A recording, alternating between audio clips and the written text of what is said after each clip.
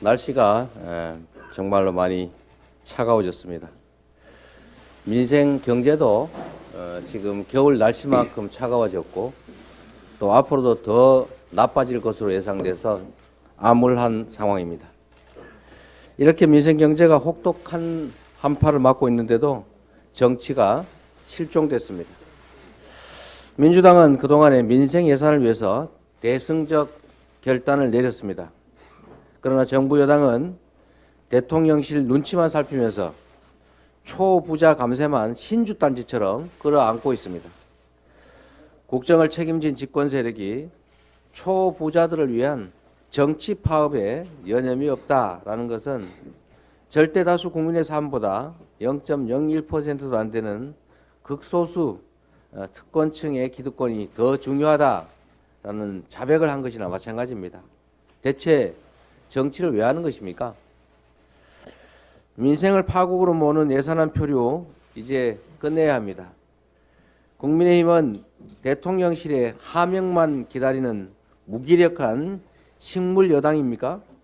이제 책임 있게 협상에 임해야 할 것입니다. 대통령도 특권 예산에 대한 집착을 거두시고 민생 예산을 수용해서 이 교착된 전국을 해소할 수 있기를 바랍니다. 지금 대통령께서 관심을 기울여야 할 것은 여당 경선 개입이나 정적 제거가 아니라 민생 그 자체입니다. 일본이 적 기지를 공격하는 반격 능력 보유를 발표했습니다. 공세적인 안보 전략입니다. 평화헌법의 근간인 전수방위 원칙이 사실상 허물어진 것입니다. 일본 극우들이 꿈꿔왔던 전쟁이 가능한 군사 대국화의 문을 열었다는 평가입니다. 특히 일본은 독도 영유권 주장과 함께 북한 공격 시에 우리의 동의가 필요 없다라는 발언까지 했습니다. 대한민국 영토 주권을 부정하고 한반도의 평화를 뒤흔드는 심각한 망언이 아닐 수가 없습니다.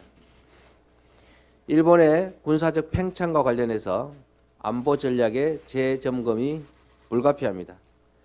윤석열 정부는 관계 개선을 핑계로 대일 저자세 굴종 외교에 매달렸습니다. 하지만 돌아온 건 우리의 영토 주권 부정, 우리와 상의도 없이 한반도를 전쟁으로 몰아넣을 수 있다는 으름장뿐입니다. 정부는 일본의 안보 전략에 대해 강력한 항의와 더불어서 수정을 요구해야 합니다. 아울러서 일본과의 맹목적인 군사협력 강화를 중단하고 우리의 국익을 중심으로 안보 정책을 재검토할 것을 강력하게 촉구합니다. 이태원 참사 국조특위 전체회의가 오늘 개최될 예정입니다. 국정조사 일정 가운데 절반 이상이 허비된 상황입니다. 더 이상 국조를 늦출 여유도 없습니다. 국민의 분노 앞에 무엇보다 국가의 존재와 책임을 묻는 유족의 슬픔 앞에 정치가 답해야 합니다. 어둠의 세력들은 진실을 두려워합니다. 국민의힘은 국정조사를 거부하고 있는데 진실이 두렵습니까?